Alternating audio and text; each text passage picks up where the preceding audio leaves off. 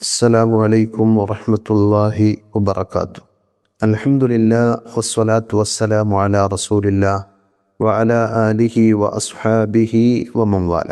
സ്നേഹമുള്ള സഹോദരന്മാരെ, സഹോദരികളെ, നമുക്ക് ചുറ്റുമുള്ള അള്ളാഹുവിൻ്റെ സൃഷ്ടികളിൽ ധാരാളം വൈവിധ്യങ്ങൾ കാണുവാൻ സാധിക്കുന്നതാണ്. അതിനെക്കുറിച്ച് ആലോചിക്കുന്ന ഏതൊരു വ്യക്തിക്കും അത്യത്ഭുതകരമാണ് അവിടുത്തെ സംവിധാനങ്ങളെന്ന് തിരിച്ചറിയാൻ സാധിക്കും.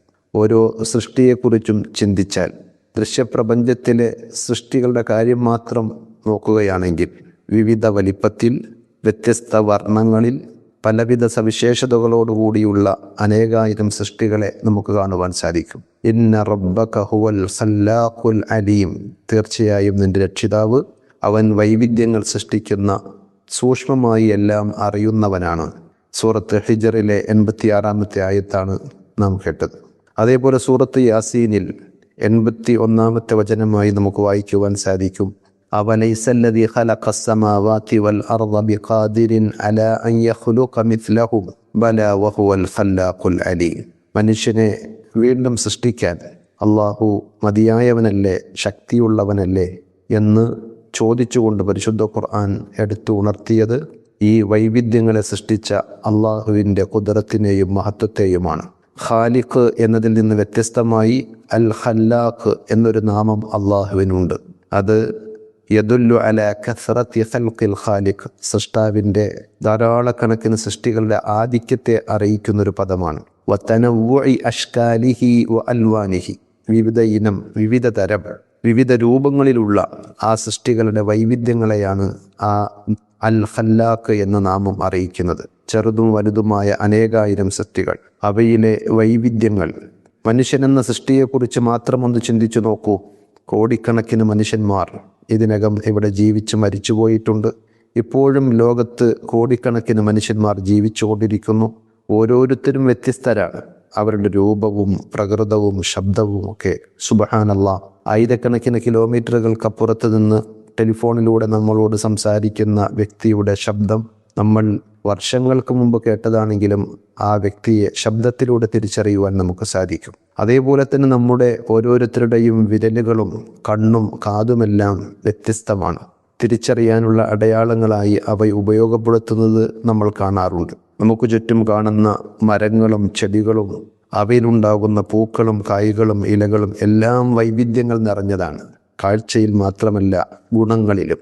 ഇവയിൽ കാണുന്ന മറ്റൊരു പ്രത്യേകത, ചിലത് പല രൂപത്തിലുള്ള ഗുണങ്ങളും അതേപോലെ തന്നെ സവിശേഷതകളും ഉള്ളതാണ്. നബി സല്ലല്ലാഹു അലൈഹി വസല്ലം അറിയിച്ചതുപോലെ ആ വൈവിധ്യങ്ങളെ ഉണർത്തിക്കൊണ്ട്, ചൂണ്ടിക്കാണിച്ചുകൊണ്ട് പല പാഠങ്ങളും പ്രവാചകൻ സല്ലല്ലാഹു അലൈഹി വസല്ലം നമുക്ക് പകർന്നു തന്നിട്ടുണ്ട്.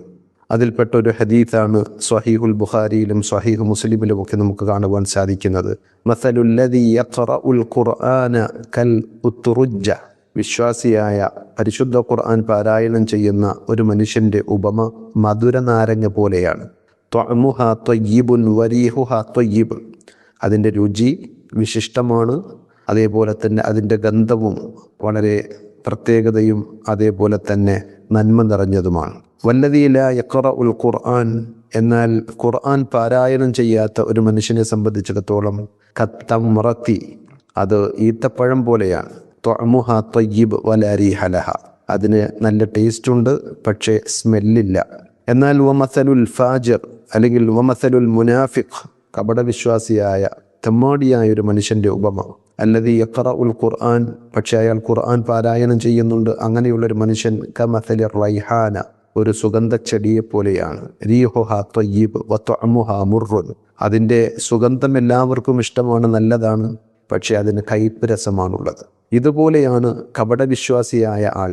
ഖുർആൻ പാരായണം ചെയ്യുന്നുണ്ടെങ്കിലും അയാളിൽ നന്മകളില്ല, അല്ലെങ്കിൽ അയാളെ അനുഭവിക്കുന്നവർക്ക് ഹൃദ്യമായി അനുഭവിക്കുവാൻ സാധിക്കുകയില്ല. വമസലുൽ ഫാജിരി അല്ലദീ ലാ യഖറഉൽ ഖുർആൻ, എന്നാൽ ഖുർആൻ പാരായണം ചെയ്യാത്ത കപടവിശ്വാസിയായ തെമ്മാടിയായ ഒരു മനുഷ്യനാണെങ്കിൽ അയാളുടെ ഉപമ കമസലിൽ ഹൻളല, ആട്ടങ്ങ പോലെയാണ്. അഥവാ മരുഭൂപ്രദേശങ്ങളിൽ കാണുന്ന കൊടും കയ്പേറിയ ദുർഗന്ധമുള്ള ഒരു തരം ചെടിയാണത്, ഒരു തരം കായയാണത്. ത്വഅമുഹാ മുർറുൻ വലാ റീഹ ലഹ. അതിന് സുഗന്ധമില്ല, അതിൻ്റെ രുചിയാകട്ടെ കയ്പുള്ളതുമാണ്. അതുകൊണ്ട് ഈ നന്മകൾ തിരിച്ചറിഞ്ഞ് അള്ളാഹുവിൻ്റെ ഖുദ്റത്തുകൾ മനസ്സിലാക്കി അവൻ്റെ മഹത്വം തിരിച്ചറിഞ്ഞ് നന്മകൾ ഉൾക്കൊള്ളാൻ നാം തയ്യാറാവുക. യഥാർത്ഥ വിശ്വാസികളായി ജീവിച്ച് ഈമാനോടുകൂടി മരിക്കാൻ അള്ളാഹു നമുക്കെല്ലാവർക്കും തൗഫീഖ് പ്രദാനം ചെയ്യുമാറാകട്ടെ. വിസ്ഡം ഇസ്ലാമിക് ഓർഗനൈസേഷൻ അവതരിപ്പിക്കുന്ന നേർവഴി എല്ലാ ദിവസവും ഏതാനും മിനിറ്റുകൾ സാമൂഹിക, വൈയക്തിക, കുടുംബരംഗങ്ങളെ വിശകലന വിധേയമാക്കുന്നു. അറിയുക, അറിയിക്കുക. നേർവഴി. Peace Radio. Tune to reality.